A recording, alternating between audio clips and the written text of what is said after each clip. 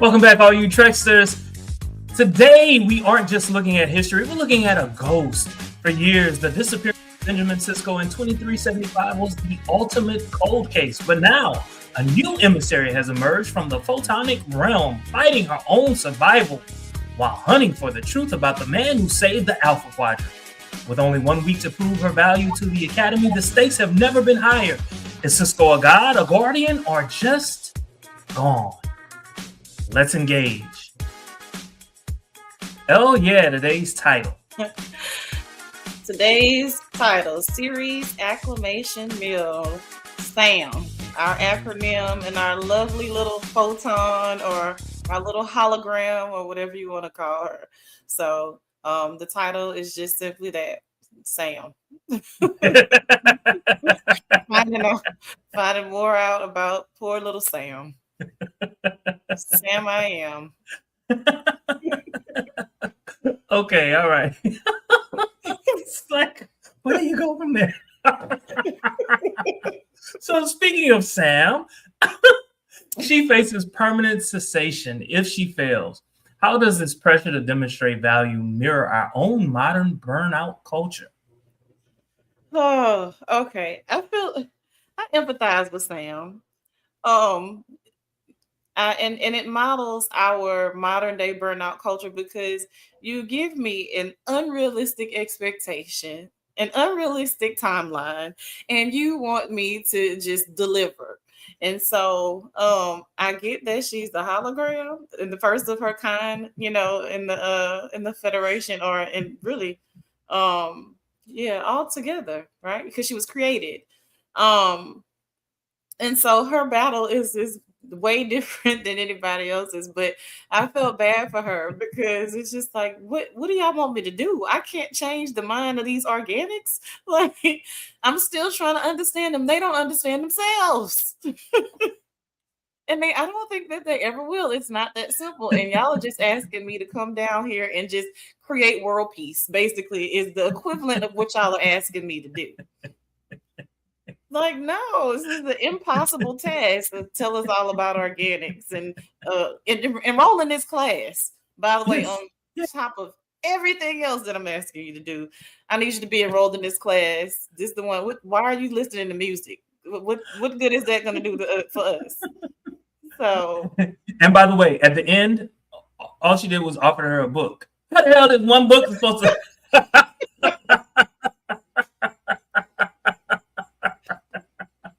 I am still very much confused. Okay. Sam, being a photonic being, created as a servant who became sentient. How does her journey reflect the classic Star Trek theme of seeking out new life, especially when that life is one we, meaning the Federation, created ourselves? So I think it's right on brand. It really is. Hi, John Clark. I think it's right on brand with seeking out new worlds, especially because how she processes data and all the things that's for the greater good. The only thing that really bothers me with this in particular is because she does feel. She has feelings. And so sometimes the way in which her creators approach her, I'm not a fan of. So yeah, I do think it's right on brand though with Star Trek. Well, how did her creators approach her? Oh, you know what? Because she was created to be a servant, right? I don't think they approached her in terms of, what she would be gaining on her personal journey as she's inside of the Academy. So you sent me here to be an emissary or whatever it is because of this grand mission of trying to understand the organics, not understanding that I've developed these relationships with people. And so in trying to understand them, I've created friendships. And so they don't give a damn about none of that. They don't care. But to me, what that did was it reminded me of the relationship that Benjamin Sisko had with the beings in the Celestial Temple. They didn't care about his relationships. They only cared that he was doing what they wanted him to do. They didn't care. They Isn't did that not like care. real life, especially if you're an educator? I'm not going to name any names. No, I just need you to produce. I don't care how you feel. I don't care if you lose sleep, lose weight, blood pressure high, eye popping out the socket. I need you at work. I need you to prepare these kids that are literally the bottom 2% as it pertains to intellect. And I need you to make them look like they can be pilots. And I need it done by 4:00. Stop. Stop. Is that all? Well, Oh, and 75% of your class has a plan by 4:00. Need it done. Thanks. there's not much that I can say. Speaking of those who say the things that you just said.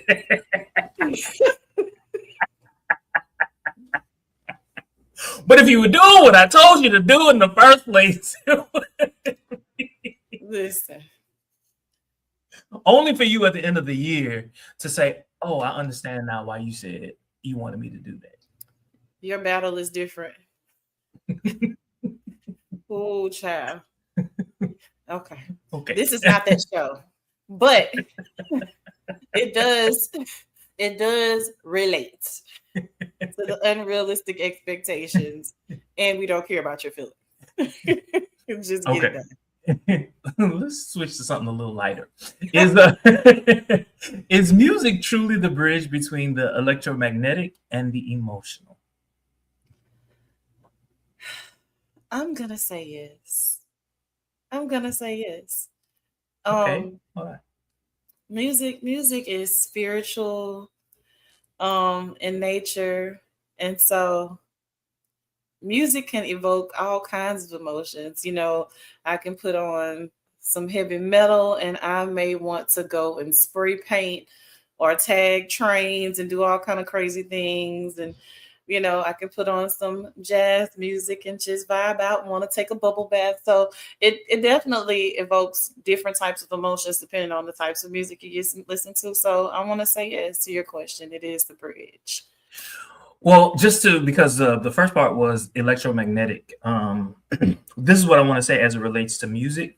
Once you start to play a musical instrument, you realize that it's a whole lot about numbers, right? A whole note, a half note, a quarter note, all of that. Like the beat, 3/4 count, of 4 count, all of it is about music. And if you understand how music is put together, then if you are binary, meaning ones and zeros, it makes sense. Music makes sense to you. And so that's why I say, yes, it is the bridge between the electromagnetic and the emotional, because what is produced as a result of it, music makes you move your soul.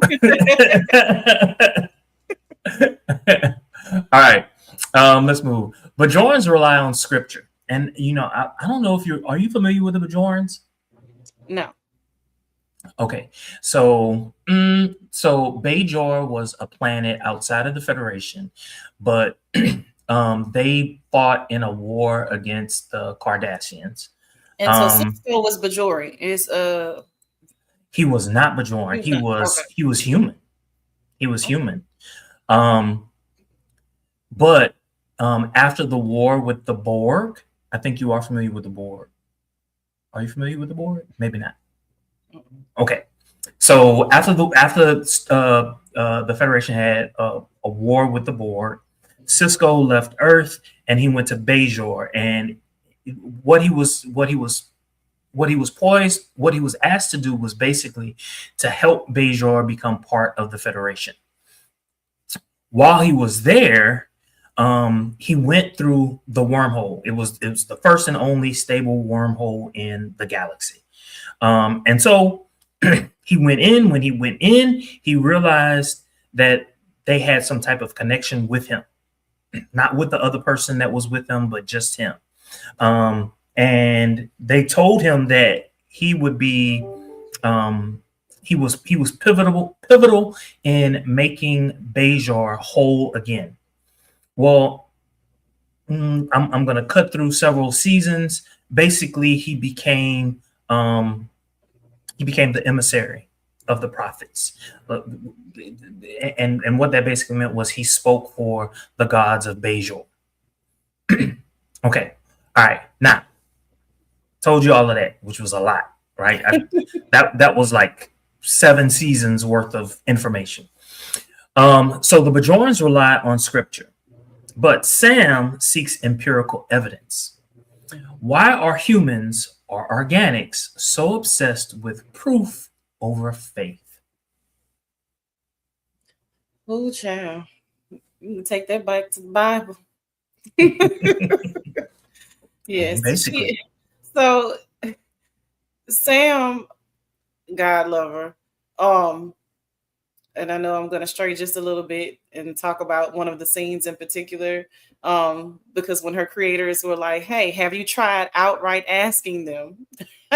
She's like, hey, why don't you just say that you want sex? And they're like, whoa, what? But at any rate, back to your original question. Why are humans obsessed with concrete information as opposed to faith? Mm-hmm. And I'm going to say by nature, we're quizzical beings. We just have a question as opposed to blind faith. Faith isn't something that is easily arrived at. You have to work really hard at that. So in essence, that's human nature. That's normal. We need concrete evidence. Hence the reason why we're so obsessed with research. Hey, Chad. Chad, why don't you join us? Not having watched the episode. But yes, that's why we're obsessed with research. We need hard evidence as opposed to blind faith. It's not something that's an easy feat. Okay. And you know what? So here's the thing. Just because you believe something or you witness something, I believe that you witnessed something, but I don't know how I can believe in your faith if I did not witness it myself. And that goes into the context of taking advice from an authority versus experience yourself. Right. So I can tell you, hey, don't touch that stove. It's hot.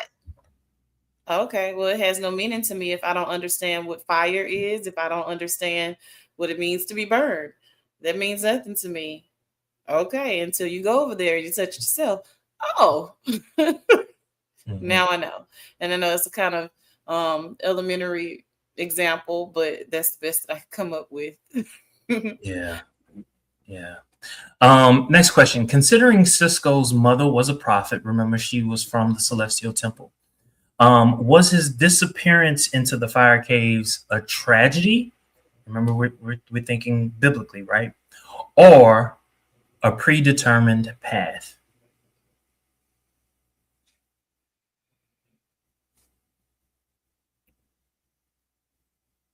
Say it one more time.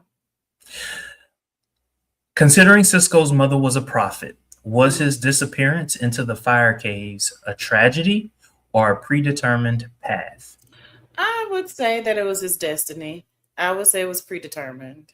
And of course, you know, it may not happen in such a linear way when you have these prophecies and all of that, because things do change along the way. But wow. I don't think it was a tragedy at all. I think it was, you know, predetermined. It is so, you know, this is the amazing thing about talking to you, because you did not watch Deep Space Nine. In fact, I remember talking to you and I was like, oh, you got to watch Deep Space Nine. In order for you to understand this, you got to watch Deep Space Nine. You're like, okay, I'm going to put it on my list. Very long list. And then you start looking like, whoa, I'm like 90 seasons behind. It's like trying to catch up on Grey's Anatomy. Like, not going to happen. But you used one word. You said linear. And throughout all of Deep Space Nine, whenever they were talking about the beings in the wormhole, they kept saying, you, meaning humans, are linear. We are not linear. We operate outside of time. Yes. You know what I'm saying? And the fact that you use that word is like every single time you're on the show, you haven't watched all these shows, but you get it, you understand in the moment, and that is what's so awesome about you. Yes, I do believe that it was a predetermined path. However, when you think about Jake, his son, and all of the friends that he made, he meaning Benjamin Sisko, along the way, it was a tragedy. It was a tragedy.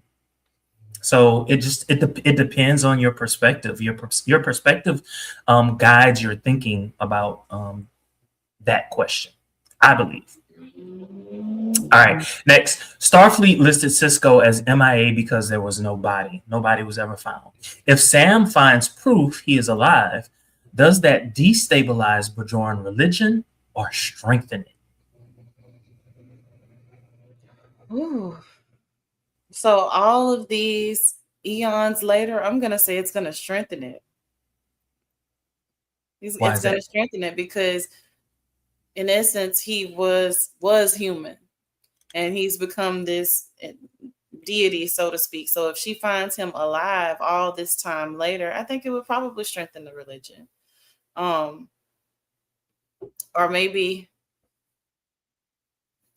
there will be questions. Let me say that. There will 100% be questions. But I think it would deepen it. Okay. All right. So in the bar, Mir gives Sam. I love when he messes around with her sittings. yeah. He basically intoxicated or made her drunk, right? Why do we find simulated organic behavior like Sam acting drunk or happy so fascinating or unsettling? I find it fascinating, and simply because the way in which she is, like you say, is very just fact-based. Give it to me this way, but when she gets the simulation, or he messes with her settings, and she's able to experience being intoxicated, I thought it was enriching. It was because she's a kid, a young kid in college, and some of these things, so to speak, and I shouldn't say that alcoholism is a rite of passage, but I'm going to say it anyway. These are just things that you do when you go to college. And so she may be the only one of her kind, but at the same time, now she has peers. And so rather than her just being awkward all the time, this gives her an opportunity to just be, a part of the team and it not be weird. Yeah. Versus just looking at like, what are you doing? Why are you doing it? I don't understand. Can you tell me why you're laughing right now? Yes. Right. And or I'm reading your body chemistry, and it's saying that, please don't talk about my levels. I don't you about to blow me. Like, this just stop. I have a question for you. In a galaxy of 4,633 sentient species, is true diplomacy even possible? Or are we always one misunderstanding away from a turf war? One misunderstanding away from what? A turf war. Oh.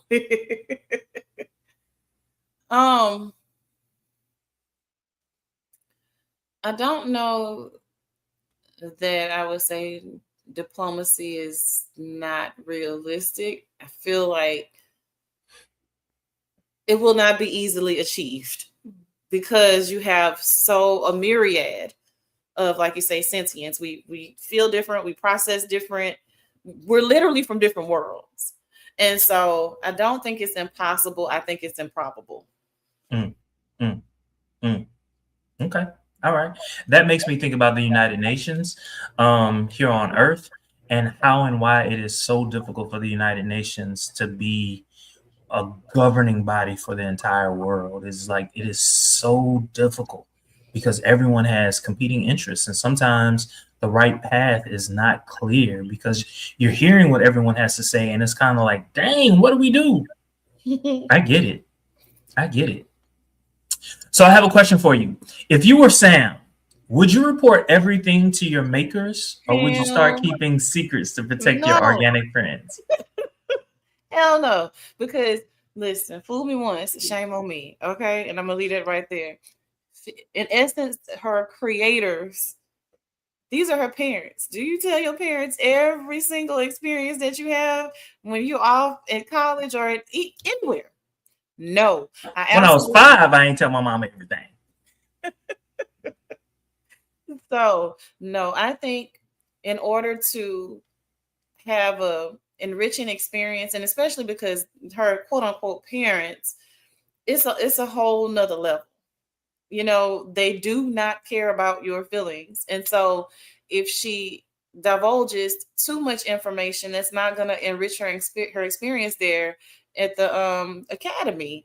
You know, like I said, she's making friends. You know, she's starting to understand things in a different way that they are not going to respect. So I would be 10 toes down on giving you the least amount of information possible so I can continue to have fun while I'm away at college. Y'all are not going to ruin this for me. I get it. I get it. I think by the time I got to college, I realized I learned how to tell or to respond to my mother without giving her the information that she needed, just enough to kind of like pacify her, all of this stuff. That was really being young was like my playground for learning how to respond without giving you the answer that you really wanted.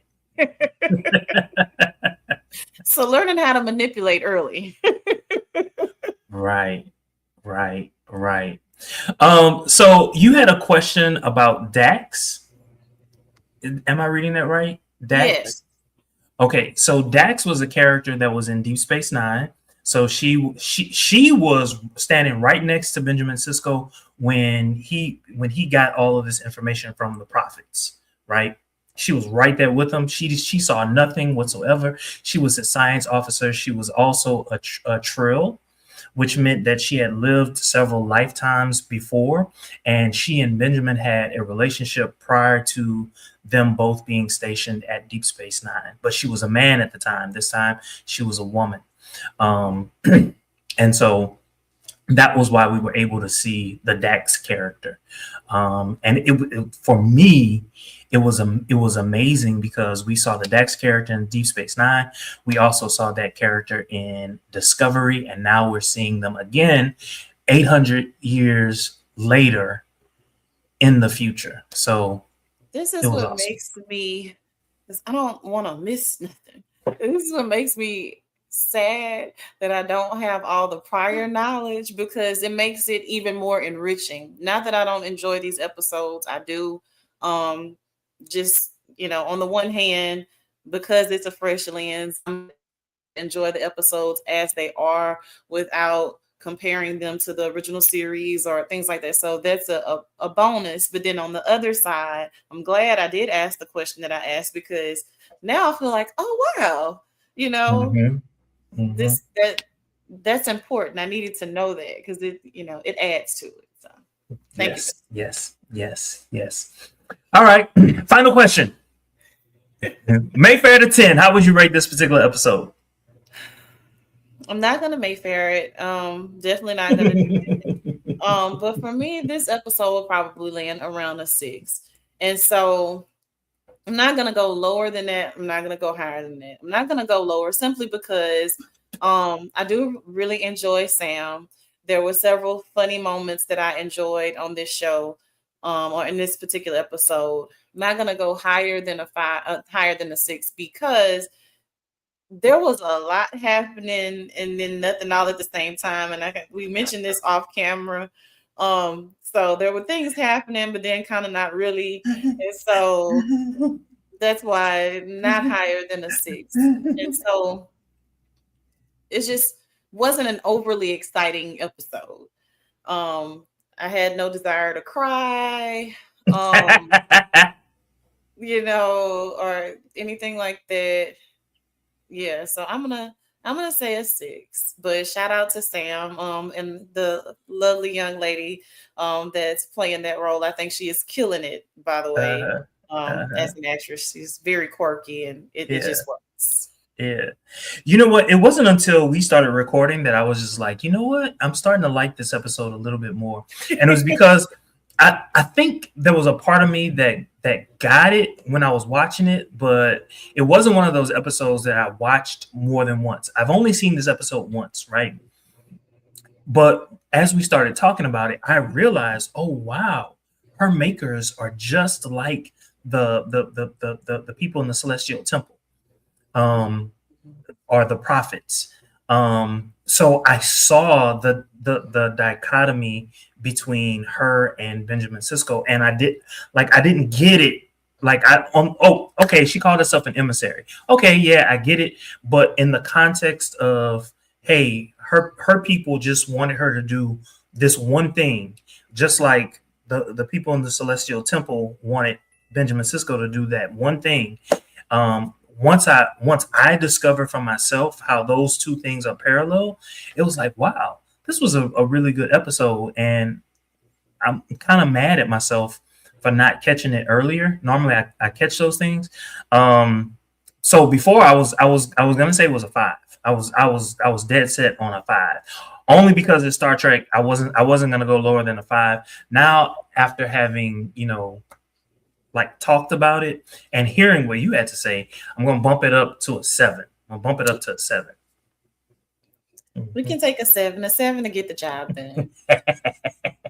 Now you're making me want to like, dang, do I backpedal and change my score? No, don't. I'm going to leave it alone. No. All right. Thank you all so very much for watching. Don't forget to like, comment, subscribe, and share on all your social media. Until next time, live long and prosper, my loves.